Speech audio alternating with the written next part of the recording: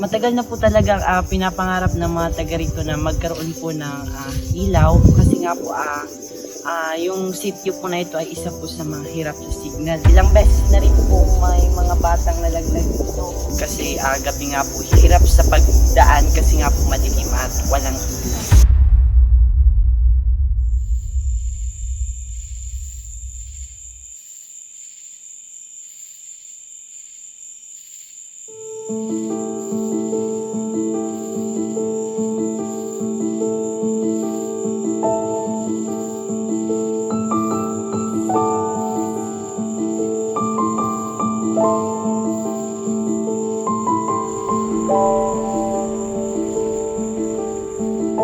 Yung mga daanan namin maliliit.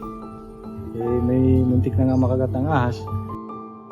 Siyempre po, makaharadlok po sa paglakat-lakat di po patalibod kay madulom. Siyempre, bukid po ini kag medyo makaharadlok talaga. Madali silang malapitan ng kalaban.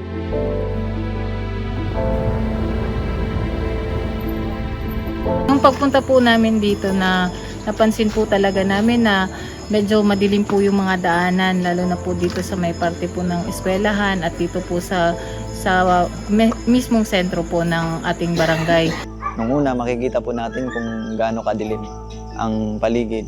Isa po sa mga base sa survey na nakita po namin na ginawa po ng Revitalized Police sa barangay. Unang-unang hiling ng karamihan na mga nakatira dito ay magkaroon ng solar lights po sa kanilang barangay.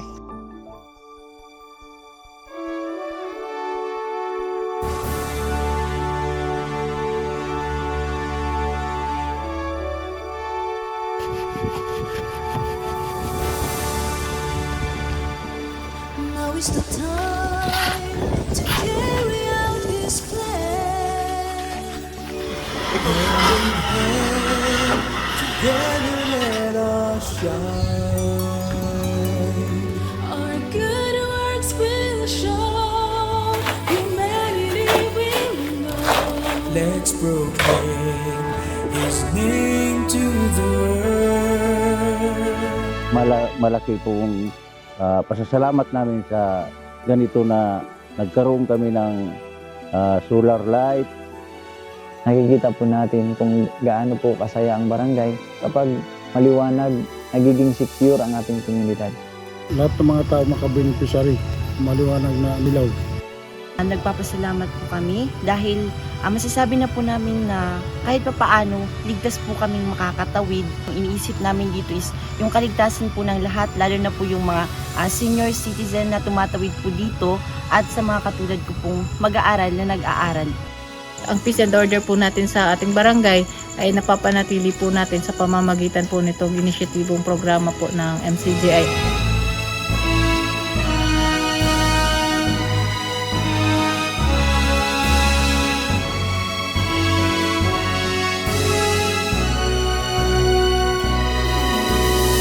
Grabe po ang pasasalamat ng ating mga community sa tulong ng MCGI at UNTV. So talagang partners talaga siya ng ating kapulisan sa pagmamalasakit sa ating komunidad. So itong MCGI natin dapat ay minamahal natin kasi sila ang laging natatawagan natin kung tayo ay may kailangan na kailangan nating i-address ang problema ng ating community. So, lagi-lagi na lang, lagi-lagi talaga na, tawagan natin ang MCGI, baka meron silang may tutulong. At hindi rin po tayo binibigo. So, etong nararanasan natin, hindi mangyayari ito kung hindi kaloob po yan ng ating Panginoong Diyos. Hulog ng langit na to sa amin. Hindi namin na-request to. So, yun na yung talagang naisip ng MCGI para mabigyan ng kumbaga keep yung ating kapulisan sa paglilingkod sa bayan. At meron din itong aming solar lamp. Akala nyo kayo lang meron. Dito sa kampo, nung dumating ako, madilim siya. So, ang nagbigay ng liwanag ng ating kapatiran ng MCGI through Bravo.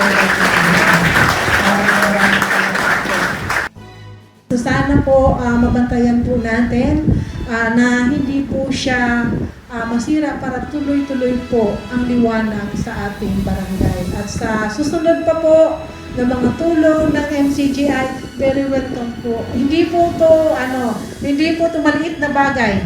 Ito po ay malaking bagay po sa mga kapulisan at sa community na aming pinagsasabihan. So thank you po sa partnership na binigay niyo po sa amin.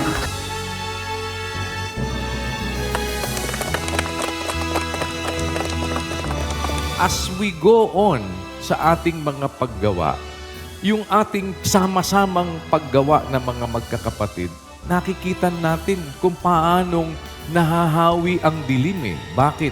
Lumiliwanag yung ilaw ng kapatiran, nahahawi ang dilim eh.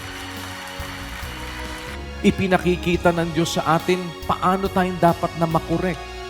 Paano tayong dapat na mag-level up ng ating mga paggawa sa kabanalan. Yung paggawa natin na maabot natin, meron tayong inaabot. Yung kasakdalan ng ating mga paggawa. Yeah!